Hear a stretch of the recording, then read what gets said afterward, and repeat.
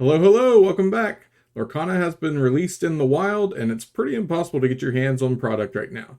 So let's talk about some budget options to get you playing competitive decks early on.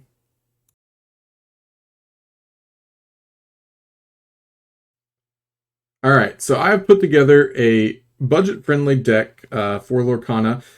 I set out to make a deck that had no rares, super rares, legendaries, anything like that. I just wanted to do strictly commons and uncommons because that's what you're going to be able to easily get your hands on at this point.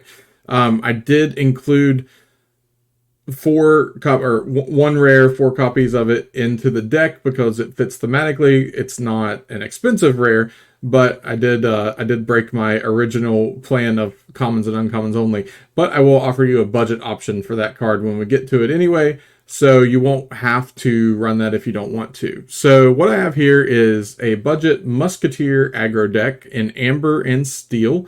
The basis of this deck is to quest heavy from the start, get in the lead, and be able to your opponent not be able to catch up to your questing. And the way we're going to do that is with these early one drops like Stitch, Captain Hook, Simba. They all only quest for one, but the plan is on turn two, if we can drop a Simba, Simba will, with Bodyguard, will protect those early one drops from your opponent being able to challenge into them. So the deck really focuses on using bodyguards to protect our main questers. On turn two, we can also drop LeFou. He quests for two. Aladdin quests for two. We want to get these questers down, start generating as much lore as we can early on, and then use our bodyguards for protection. So we have a lot of bodyguards. We have Simba, an early drop. Then we also have the Musketeers, the namesake of the deck here. We have Donald Duck, Goofy, and the Mickey Mouse Musketeer. Now, Mickey Mouse is a rare. So if you don't want to play Mickey Mouse, I do have another option for you to do that. I don't think it makes or breaks the deck if you don't have it. It's nice to have the Musketeer synergy that they have. They all have an ability that affects other Musketeers, which is really nice. But Mickey Mouse is not the end-all be-all for this deck to function with what you're trying to do. So other than that, other than Mickey, they are all commons and uncommons. Very straightforward.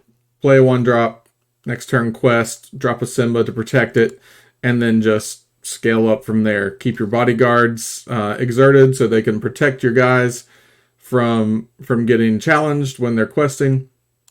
And then you've got some good removal in including steel. That's one of the benefits of steel.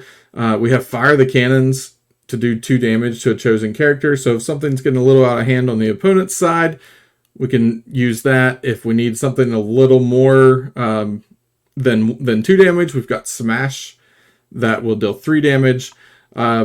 Control your temper, really just if you need to take something big out with somebody, just to put a little more power down there. And it's also inkable, so that's always good. And then you're going to be doing a lot of, your bodyguards doing a lot of defending. You're going to be a lot of challenges in this deck. So Dingle Hopper is a good card to just kind of keep them healing up from time to time so that you're not losing your bodyguards. So this is the whole deck. I mean, it's pretty straightforward. 4 copies of each of these cards. Heavy questing. That's your whole goal. Quest. Use your bodyguards to protect.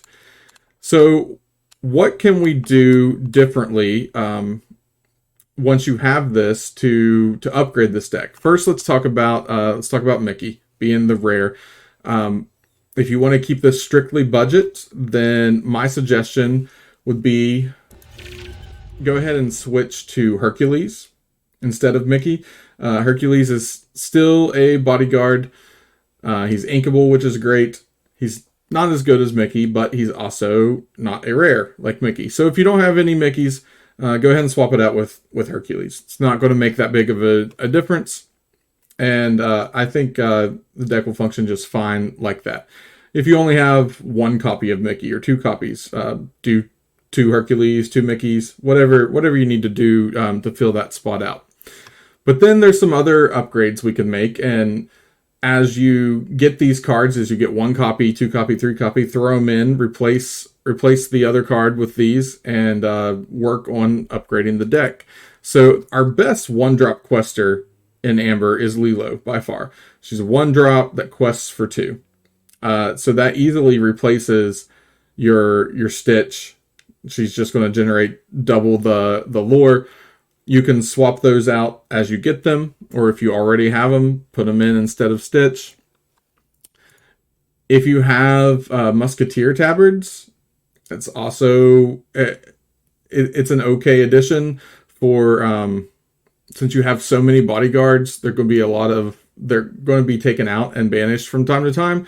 Allows you to draw a card when they get banished. That's decent. I would run maybe 2 copies of this if you have it, just for a little bit of that bodyguard synergy in there. Keep your hand full. Drawing cards is always a good thing. And then Rapunzel is just a great card altogether. So when she comes in, you can remove up to 3 damage from a chosen character. You're definitely going to have damage on your bodyguards for sure.